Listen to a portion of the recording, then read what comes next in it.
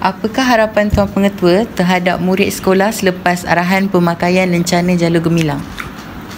Okey, harapan saya supaya semua murid dapat memupuk sikap patriotisme terhadap negara dan juga sayang serta bangga bahawa kita ni dilahirkan di sebuah negara yang aman damai, dan memakai pemakaian ni akan menunjukkan betapa bangganya kita semua.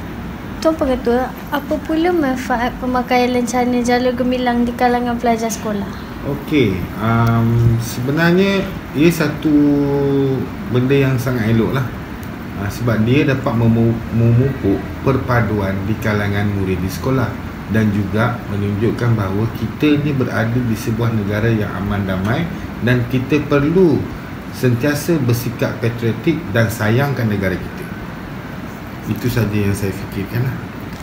Terima kasih Tuan Pengetua kerana meluangkan sedikit masa untuk kami TV PSS SMK Raja Jumaat.